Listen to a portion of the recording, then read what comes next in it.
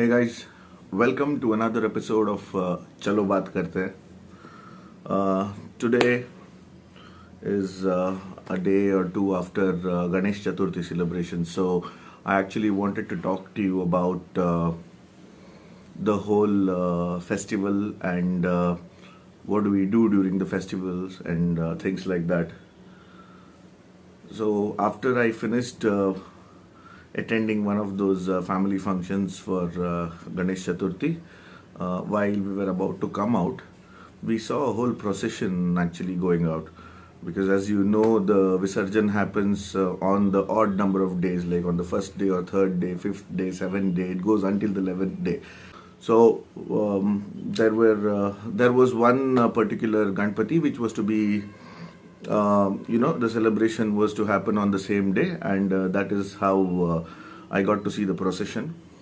See, Ganpati is mostly an unbiased god in terms of Indian culture. So everybody prays to him. Like it's not like Vaishnavas or Shaivas or anything as such, but everybody has a part to take in this celebration. And earlier it used to be some kind of celebration where there's Nasik Dole or any traditional the music groups and traditional dance groups and everything used to participate in the procession. And then the tableau started and a lot of things started. I understand getting those instruments these days or getting a group of people who play those instruments becomes kind of a difficult task in terms of both the money that you'll have to pay for it and also the availability. So electronically used mediums to play these musics like DJs or anything. I understand using a pre-recorded sound of those kinds and playing that for the ease of it. But what has become today is, in fact, just check out my Instagram. I've put a live video there of the procession. So just imagine the songs that are played are Hukka Bar, Daru Desi, and whatever, Dam Maro Dam and all those things. And when a normal song is played, normal song, when I say normal song, that is also a Bollywood song, it's a movie song. But when a normal song is played, people are like just moving around and just having that groove. But the moment these kind of songs come, everybody is on their toes. Even like, the Huli Vesha, right? The tiger dance. The people are dressed up, painted on that, and they're waiting for this song to come, and then suddenly they start jumping into the procession and start dancing their heart off. So I don't really understand, what is the significance. Now, there's a lot of religious fights that are happening on the basis of, God, maybe religion or culture or practices and all those things. We don't lose a chance. Either parties, I am not being biased here or I'm not speaking on favor or against any of the religion for that matter. But in both the cases, when you've been fighting to preserve your culture, or that is what you say at least, when you do that, what are you doing to your own culture? Is propagating your culture or is talking about the grandeur of your culture only limited to show somebody else down, but when it comes to only you practicing, you're really not bothered about how a festival has to be celebrated and things like that. I am not saying there are any standard rules or procedures to follow in terms of Ganpati Visarjan or the processions, but is this okay where you get drunk to the core and you take this just as an excuse to dance in the public while you're drunk? So this is what has been happening for years. This year I heard that the government or the officials have banned the use of DJ in the procession, and if a procession is found to have used DJ and this Bollywood music for this, right away they are going to seize the entire music systems and things. But I don't see that happening. because it's just a matter, I mean, like, it's just 2 days back that this happened, and The procession went well. I am happy that people are coming together to celebrate this.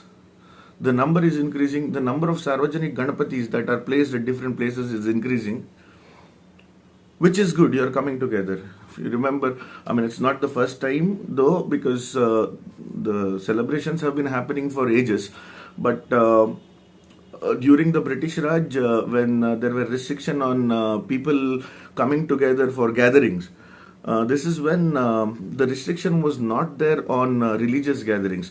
So this is exactly why Bal Gangadhar Tilak took this as an opportunity to celebrate Sarvajanik Ganeshotsav as a huge festival in Maharashtra, so that people can come together.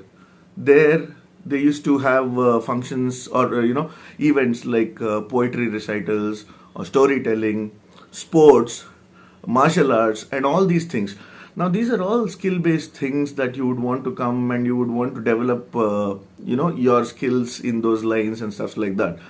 But eventually, now if you see, like let's say, okay, Ganpati is really there in the idol that you are going to visarjan into the waters.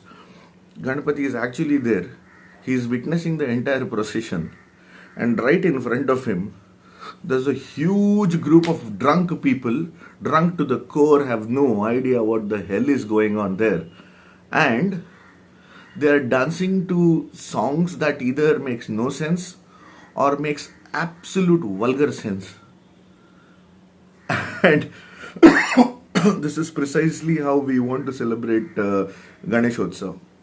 And we are the same people who go out in the public and tell them that this is not how things are to be done. We are here to fight against somebody else eating up our culture. We are here to protect our culture and whatnot, a lot of these things. So does that make sense? I don't know. I don't want to stretch this video because this is not something that happens only in one corner of the country, and that is why this the truth needs to be told to people. No, this is everywhere. Everybody is witnessing this every single year. Either people don't have a take, or people say that, oh, the culture is going nowhere, and or both. The next set of people are the ones who are actually getting drunk and dancing there on the streets. So celebrate. It is always good.